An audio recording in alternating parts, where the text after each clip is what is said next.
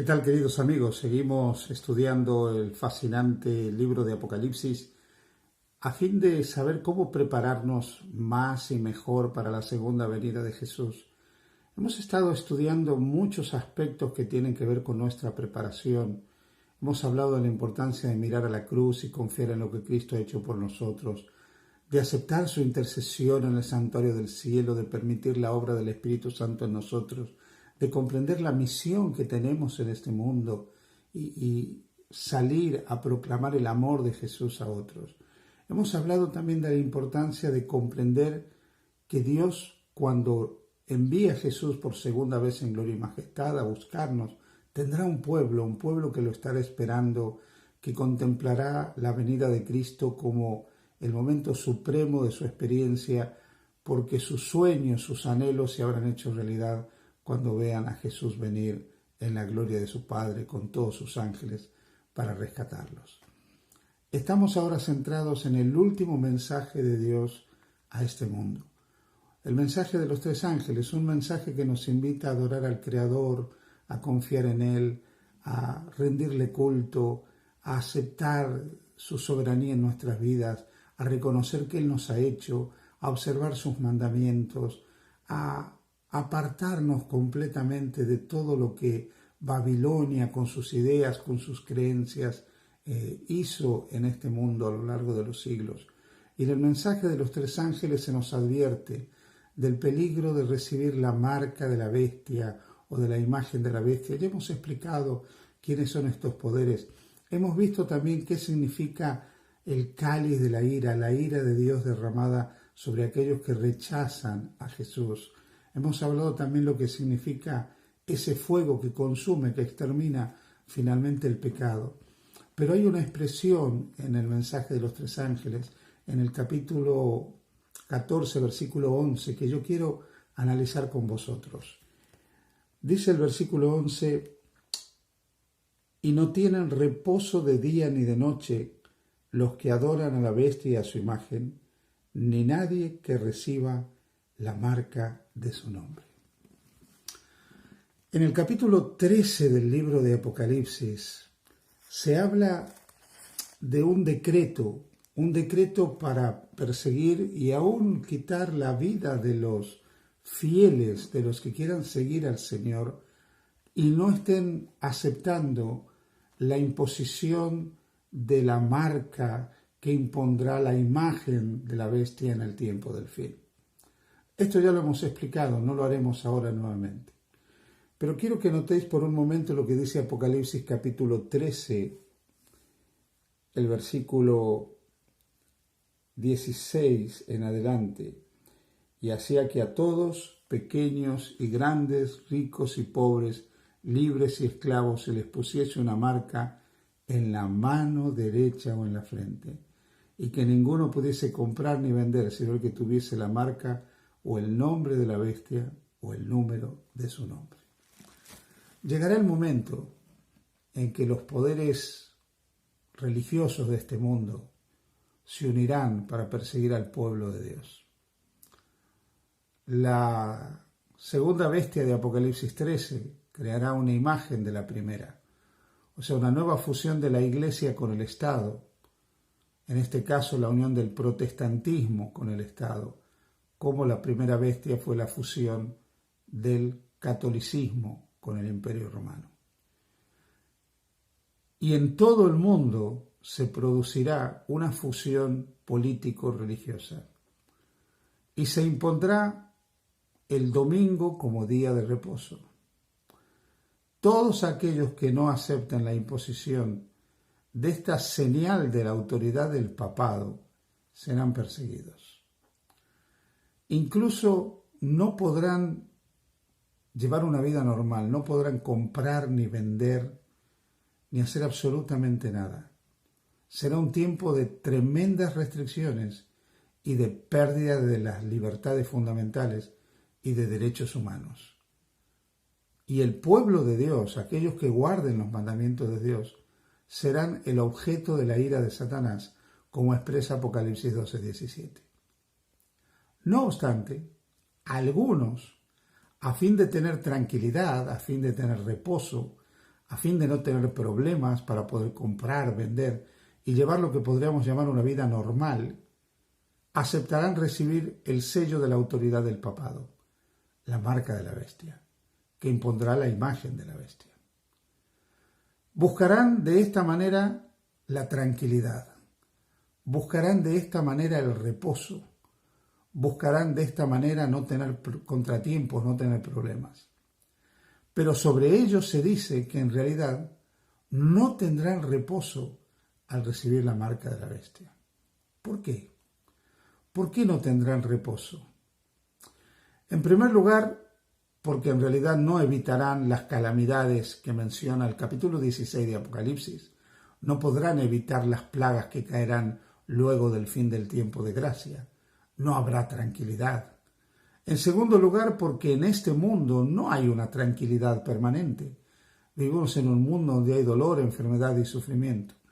Pero en tercer lugar, no tendrán el reposo del perdón, el reposo de la gracia de Dios, y no tendrán el reposo de entrar a la tierra prometida, el reposo de vivir en un cielo nuevo y en una tierra nueva, donde no habrá más dolor ni sufrimiento. Queriendo buscar el reposo, aceptando la imposición de un falso día de reposo y aceptando la soberanía de poderes políticos religiosos sobre sus vidas, no encontrarán el reposo. En realidad, lo perderán todo. La Biblia, cuando habla del reposo, nos dice que el reposo auténtico y verdadero lo recibimos cuando creemos en Jesús como nuestro Salvador personal. En el Evangelio de San Mateo, en el capítulo 11 del Evangelio de Mateo, la palabra de Dios registra una declaración de Jesús donde Él dice: venid a mí todos los que estáis trabajados y cargados, y yo os haré descansar. Jesús dice: llevad mi yugo sobre vosotros y aprended de mí, que soy manso y humilde de corazón, y hallaréis descanso para vuestras almas. Mateo capítulo 11, el versículo 28 y 29.